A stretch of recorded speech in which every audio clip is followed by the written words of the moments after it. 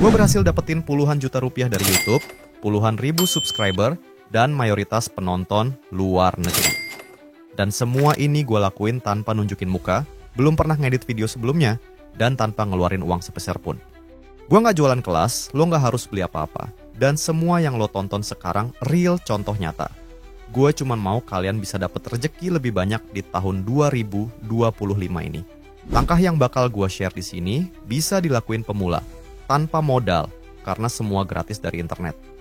Jadi buat kalian yang mau dapat penghasilan jutaan per bulan, tonton videonya sampai akhir. Jangan di-skip. Di video ini, gue akan bongkar caranya secara gratis. Jadi lo nggak perlu ikutan kursus berbayar. Kalau lo bingung, lo bisa tonton ulang videonya, atau lo tanya aja di kolom komentar. Gue bakal bales dan bantu satu persatu. Oke, biar nggak kelamaan, kita langsung aja. Sebelum kita bongkar caranya, gue mau ngasih lihat potensi pendapatannya, biar kalian semangat dan tahu kalau gue bukan YouTuber yang ngomong doang. Di sini, seperti yang kalian lihat, lewat satu video shorts aja gue bisa dapat jutaan rupiah. Video ini rata-rata berdurasi 20-40 detik aja.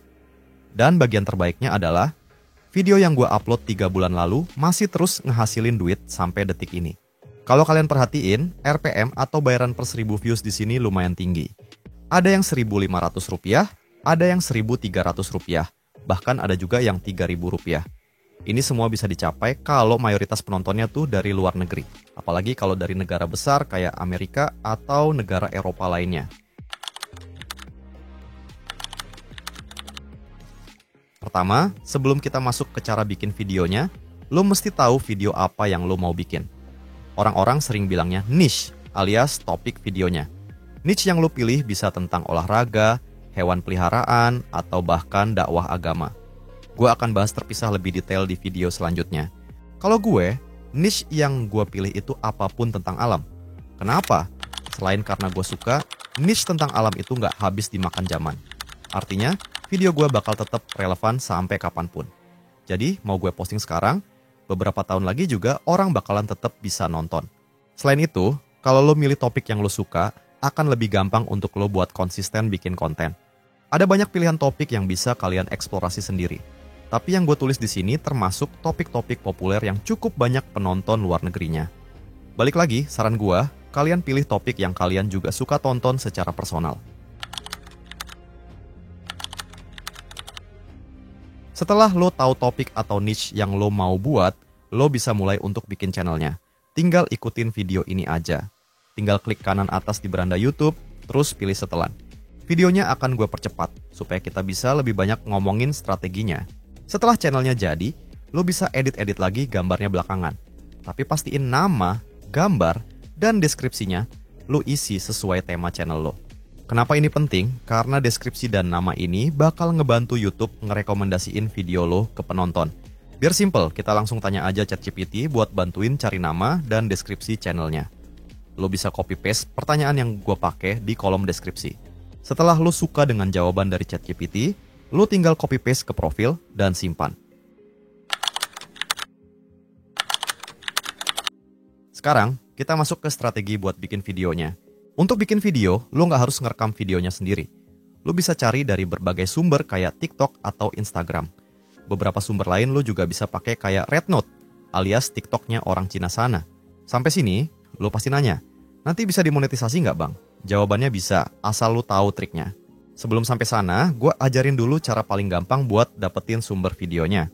Buat Instagram, lo tinggal buka videonya, copy linknya, terus lo paste ke website ini. Nanti lo bisa download videonya langsung.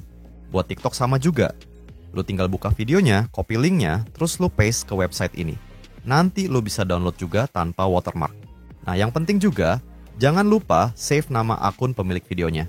Karena mau gimana pun, kita mesti ngehargain kreator asli videonya. Salah satu faktor penting untuk bikin video adalah naskah atau skripnya. Di zaman AI kayak sekarang, itu bisa dengan gampang kita buat. Kita bisa balik lagi ke ChatGPT dan copy-paste prompts di deskripsi untuk bikin skripnya. Kita cuma perlu bilang topik yang kita mau, dan dia akan bikinin buat kita.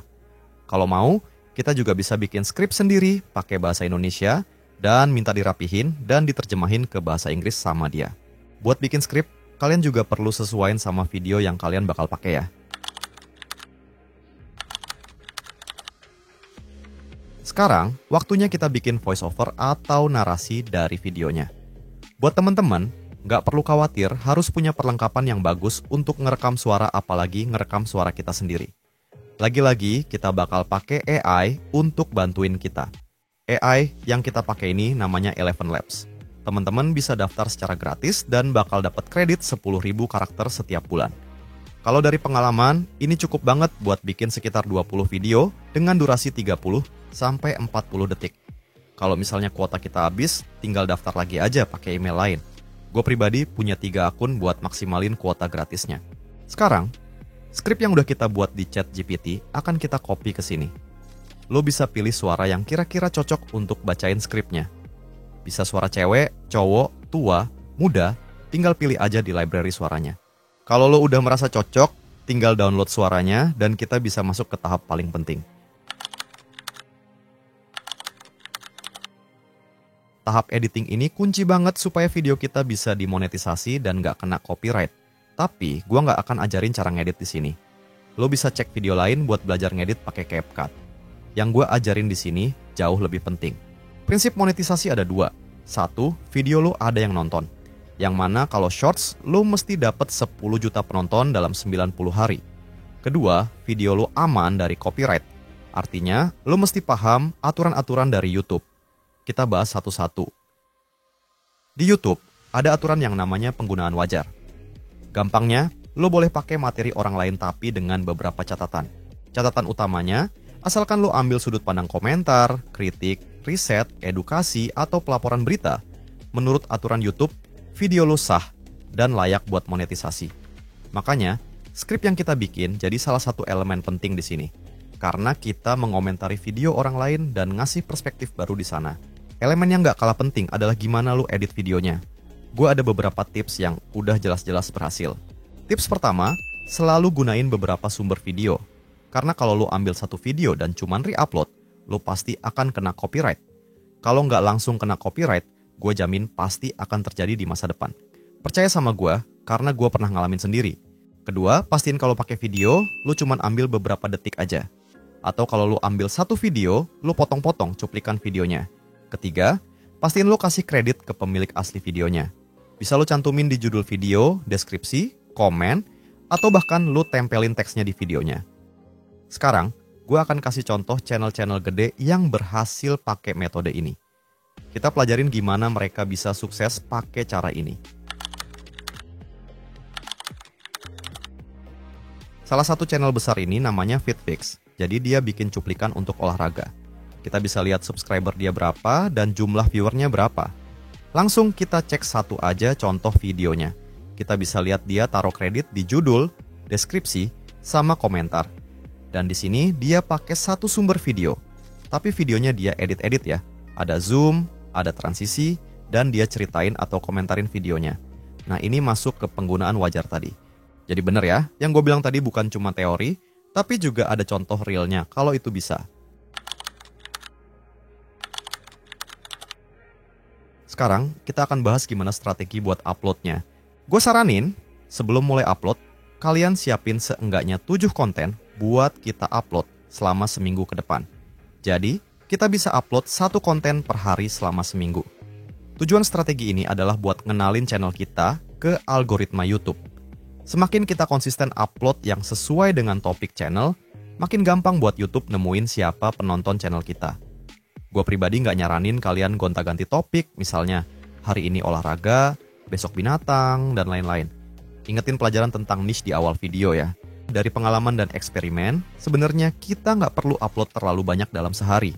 Selain bakalan capek, mendingan kita konsisten bisa upload terus-terusan. Kalian juga harus tahu kalau YouTube akan otomatis cariin penonton luar negeri. Yang penting, kontennya, judulnya, deskripsinya, tag-nya berbahasa Inggris. Jadi ini bukan soal settingan lokasi atau malah pakai VPN. Mereka nggak sebodoh itu bikin sistem guys. Setelah ini, gue bakal bongkar gimana caranya baca laporan dari YouTube supaya kita bisa sesuaiin konten kita. Di YouTube, cuma ada 2 laporan yang lu harus dalemin. Pertama, Average percentage view alias berapa lama video lo ditonton. Kalau lo bisa bikin narasi yang bagus dan pilih sumber video yang bagus, otomatis persentasenya bakal bagus. Dari semua video gue yang viral, semuanya rata-rata persentase di atas 90%. Dan kalau lo lihat grafik awal videonya, itu di atas 100%. Artinya, orang bisa nonton berkali-kali. Kedua, how many chose to view alias berapa banyak yang milih buat nonton. Kalau lo pengguna YouTube Shorts, lo akan tahu bahwa YouTube itu langsung nyodorin video tanpa lo milih. Kalau lo nonton, berarti laporan ini naik. Tapi kalau lo skip, berarti laporan ini turun. Kuncinya, 5 detik pertama di video, lo harus bikin orang penasaran. Ini makanya skrip dan pemilihan awal video penting banget. Lo nggak perlu begitu dalemin laporan lain. 2 ini aja udah jadi senjata yang bisa lo pakai untuk bikin video selanjutnya. Lo bisa pelajarin dengan cara lihat video-video yang viral. Gimana mereka ngedit videonya. Udah pasti 5 detik pertama itu dipakai buat mancing perhatian lo. Dan seterusnya, mereka akan potong-potong videonya biar lo tetap penasaran nonton sampai akhir. Buat penutup, singkat aja. Lo bisa aja nyoba berkali-kali di YouTube, tapi kalau bukan rejeki lo, pasti lo nggak akan dapet. Tapi ada aja yang kayak gua yang baru pertama nyoba nge-YouTube, bisa langsung berhasil. Ingat guys, rejeki nggak akan ketukar. Faktor yang orang bilang keberuntungan itu ada. Di agama gua, ada yang namanya takdir, dan gua percaya banget hal itu. Kalau lo mau tanya, silakan komen, dan gua akan bantuin sebisanya. Minimal jadi rupiah, maksimal jadi amal jariah. Sampai ketemu di video selanjutnya.